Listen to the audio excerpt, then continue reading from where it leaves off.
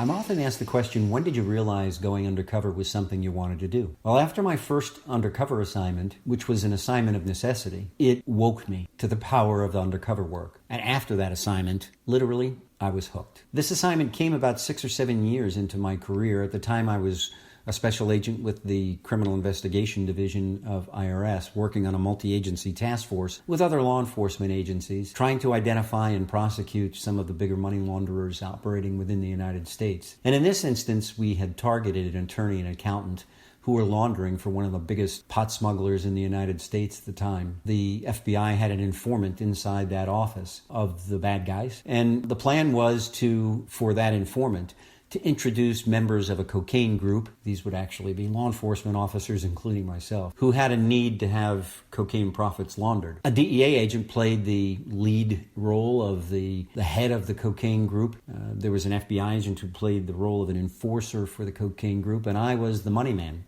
the guy who needed to actually get the money laundered. So before I could do that assignment, I went through the undercover training and was blessed with insights from former long-term undercover agents, including Joe Pistone, the FBI agent who the book and the movie Donnie Brasco is based upon. I learned a lot from Joe and from many other long-term undercover agents, as well as from my trainers in that school. This assignment was really a medium-term undercover assignment, I would say. For a week or so at a time, I would be working in my undercover capacity. About once a month, I would go under for a week or so over a period of about a half a year. And during that time, I developed rapport with the targets, the attorney and the accountant, who were the money launderers. They introduced me to their money laundering sources, which included the owner and manager of a small casino in Las Vegas. The owner and the manager were from Youngstown, Ohio, and allegedly connected with the mob out of Ohio. And then the second leg of their laundering process was done with the help of a president of a bank in Grand Cayman who would establish accounts and, as I'll explain later, further launder the money so it could be brought back into the United States disguised as offshore loans. But step one was to get the cash, small denomination bills, 5, 10s, and 20s, to the casino. So I worked as a courier, and I would go there with either the accountant or the attorney. We would deliver $100,000, $200,000 at a time. That money would be logged into the cage of the casino in a fake name. I would come back a day or so later, pick up less the money laundering fee, that same amount of money in hundreds. That would be much more easy to smuggle on commercial airlines. And then I would go with either the accountant or the attorney to Grand Cayman, where we deposited the cash into an account in the name of an offshore entity. In this instance, it was an Isle of Man corporation, Isle of Man being one of many, many offshore havens around the world that cater to helping people to hide money, unfortunately, at times. Now came the time for us to really set the hook.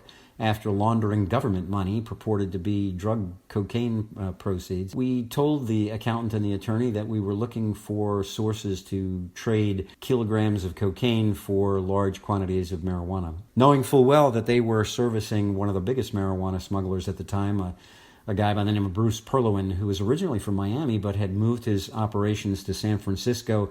He had a beautiful mansion in Ukiah.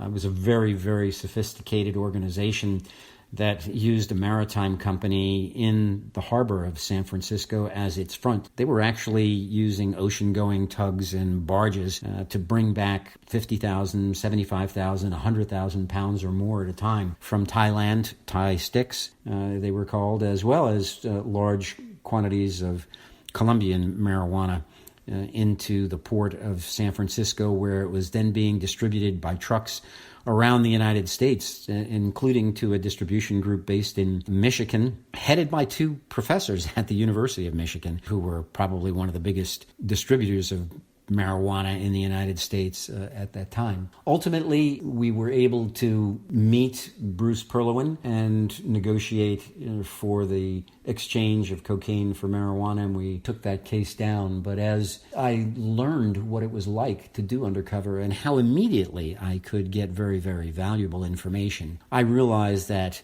doing undercover work would put me in the trenches, enabling me to truly do things that could be part of making a difference. And at that stage, I was hooked on the importance of working long-term undercover.